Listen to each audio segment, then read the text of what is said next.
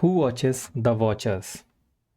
Yesterday, the group named as Handala again claimed the ultimate prize to the personal Gmail of the director of the FBI.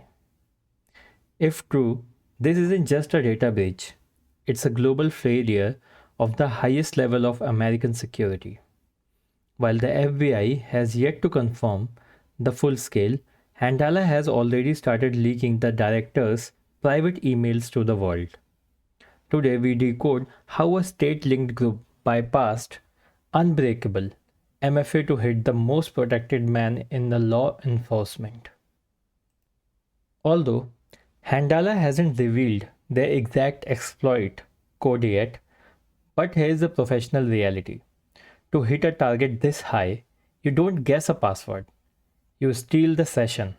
Based on Handala's history and the level of protection on this account, all signs point towards a sophisticated AITM attack that bypassed MFA entirely.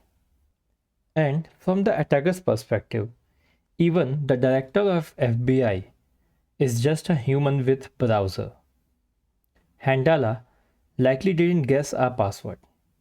They used AITM, which means Adversary-in-the-Middle phishing kit. By tricking the target into login into a fake but perfect replica of a Google login page, they didn't just get the password, they intercepted the session cookie. And this magic cookie allows the attacker to bypass MFA entirely because the browser thinks the user is already logged in, right? Then why there is no need to check. Now, why hit a personal Gmail? Because that's where the shadow IT lives. Hackers know that the high level officials often forward sensitive documents to personal account to work from home. Handala claims they found documents that were never meant to leave the FBI's secure network. By sitting silently in the account, they could read real-time replies, monitor schedules, and download years of archived intelligence without ever triggering the new device alert. And this is where it gets weird. Handala isn't asking for money.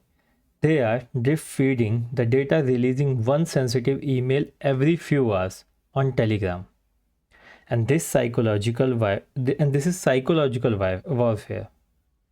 It forces the FBI into a permanent state of crisis management.